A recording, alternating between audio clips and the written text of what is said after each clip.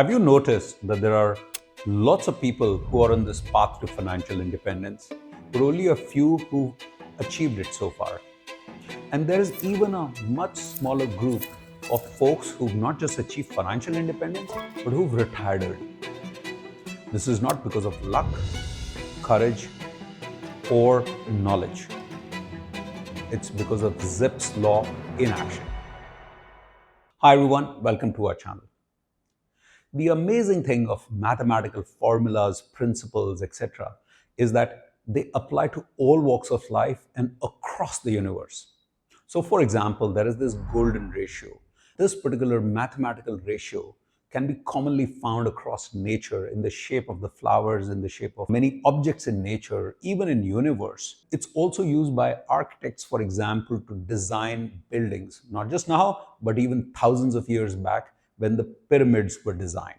It's also defined or used for defining the concept or standard of beauty and selecting models, actors, actresses, etc. Similarly, there is also something called a Zipf's law, or simply put, a power law, which very simply put states that if you take common items together, the first item would almost be 2 times more than the second, 3 times more than the third, 4 times more than the fourth, and so on and so forth. And if you plot it in a graph, you will see a graph something like this. If you also want to put it in some very simple rudimentary terms, this is almost like an 80-20 principle, that 80% of the effort is in the 20% of that data or that data set. As some examples, New York is 2 times more popular than LA, and then 3 times than Chicago, and so on. And it's not just cities. If you take the YouTube accounts, in India, T-Series is 2 times, has more subscribers than the next one, and then 3 times the third, and so on. And you have so many examples across the universe in the shape of the craters of the moon, the volcanoes, the frequency, etc., where this could be applied. Interestingly, this was first coined by a gentleman called George Zipf, who was a linguist. He used to analyze languages, and he realized that in language, the most commonly used word is used 2 times than the second, and 3 times the third, and so on. So in English, for example, the word the is, I was also surprised to know that, is used more, almost 2 times more than the next word, which is of, and then the word after that, and so on. And the same rule applies in Hindi and other languages. Interestingly, the Zipf's law, or this same power law, also applies to personal finance. So we're going to take 3 aspects of personal finance: expenses, savings, and the third one being a bit of a philosophical aspect, which is the relationship between money and happiness, and see how the Zipf's law or the power law applies to these 3 aspects. And more importantly, what can you do about it to use it towards your advantage? So let's get started. So the first one is expenses. Now, if you look at the average expenses of a household anywhere in the world, you will see a graph something like this, where the housing expense is almost 2 times than the next, which in many parts of the world is travel, and some other parts of the world, the next expense is education of children, and then comes food, then comes other. So it's almost a graph like that. And if you plot your own expenses, you will most likely see a similar graph emerging. It could be that you're, the anomaly, that you've been very fortunate that you've got a house gifted by your parents to you, then fantastic, congratulations, you are on the other aspect of the Zipf law, that your financial journey would be 2 times faster than the others. Or it could also be that right now your children are going to very expensive education colleges abroad, wherein your education expense is more than the housing expense, but you have to see these expenses and extrapolate it over 5 to 10 years. It could be just that particular expense item for the 1 or 2 or 3 or 4 years. Now, what can you do about it? Well, obviously, the main thing is that you spend 80% of your effort on those 20% items, which actually take 80% of your expenses. which is in most likelihood, you will be spending 80% of your expenses on education of children, housing, and travel. So you spend your effort to see how you can minimize and optimize that rather than trying to cut corners on your Netflix subscription, on your small little splurges, which we've addressed in a couple of our videos, is what I call the cafe latte factor, that you spend more time cutting down your cafe lattes and ignore those big items. Now, in big items, obviously the house is the biggest item, either as an capital expenditure if you're buying, or even your rent or mortgage, etc. And the housing, interestingly, it doesn't just come with the direct cost of rent or mortgage, it also comes with indirect cost of the lifestyle that you get with the house where you're staying.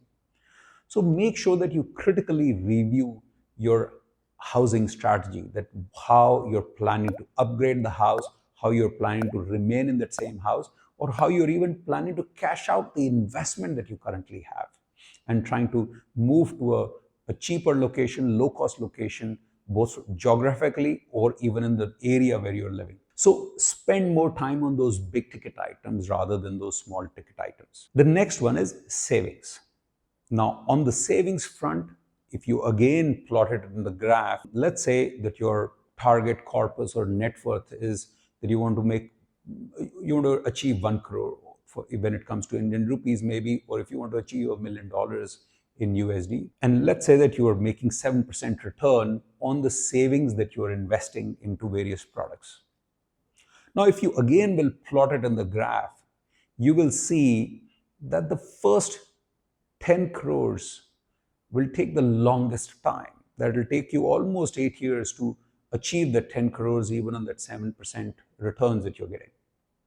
The next the first 10 lakhs, the next 10 lakhs towards that 1 crore target will take almost half the time, and so on and so forth.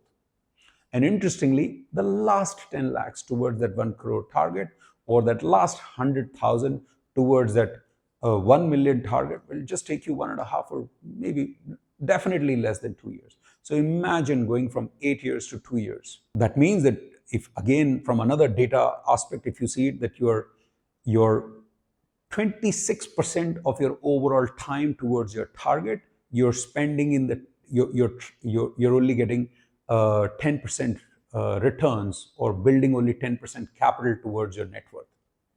And the last part is that the last 10% of your net worth, you're just getting it within 4 to 5% of your overall timeline. So this is how the Zipf's law is in action towards your saving, and how the power of compounding works. Now, what does it mean? It means that in the initial part of your overall financial independence journey, or the middle part of your financial independence journey, it will be very exhausting. It will be draining. It will not be that motivating, because it's almost dragging your feet slowly towards that target. But just be patient. Just realize that there will be a time when your money will start making more money than you're adding from your salary. Just also realize that the power of compounding works. And as Albert Einstein said it should be the eighth wonder of the world. Also, make sure that while in this journey, you do not get distracted with these FOMO investments or get rich quick schemes that promise you 15 to 20 or 25% returns because someone has invested and they've made big time money. Good for them. But when it comes to a path to financial independence, you're not trying to get rich, you're trying to get wealthy. And that path to financial independence is honestly boring, slow, exhausting, but it is useful to be on that slow and steady journey. So just hold on, just continue what you're doing. And when I say what you're doing, means on the slow, consistent journey, not the FOMO investment kind of journey. The last one is the relationship with money and happiness. The way I plot it is almost the opposite of this power law graph, that rather than something like this, it is something like this. So what this is that initially money will give you a lot more satisfaction and happiness. But over time, the money somewhere plateaus towards your happiness. So if we take our own journey. For example, from our transport, we started our journey with when we were just starting a career. I started with a Hero Majestic, a kind of a moped, then moved on to a kinetic Honda, then moved on to a Zen, then moved on even some point later towards a BMW, then to a convertible, to an SUV, and so on. But interestingly, it is not those later cars that gave me so much of happiness. They were good, and we said okay. But the initial part, the first time I bought a Zen, the first time I bought a kinetic Honda, those gave me that immense joy and happiness. So this is how typically the relationship with money and happiness looks like, not just my perspective or our perspective, but how there has been so much of data and analysis that has been. Our perspective is that it actually deviates a bit from the Zipf's or the power law, because I think that after a point, the happiness starts dipping. It doesn't just plateau. So just be careful that you're not into that dipping stage. Now, what can you do about it? The most important thing is define your enough point. There will be a certain point that you will start realizing that now money is giving you marginal happiness gains, but it is the experiences, time with the family, the non-financial things, the social things that are giving you a lot more joy and happiness. Now that is when you start seeing that yes, you're achieving or you're nearing your enough point.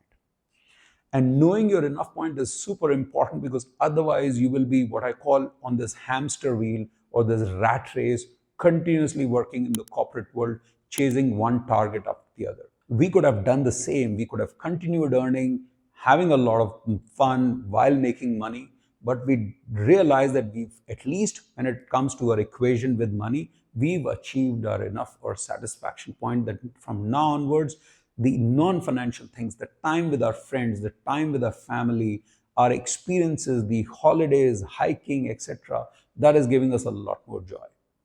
So try and find that. So I hope that these three financial or personal finance aspects and the equation, how the Zipf's law works with them, gives you some new insight.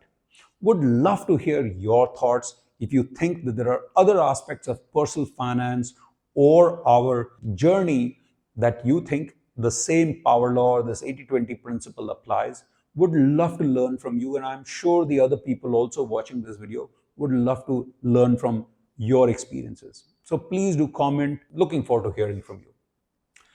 Till the next video, till the next topic, and till the next location. Goodbye from me. Bye-bye.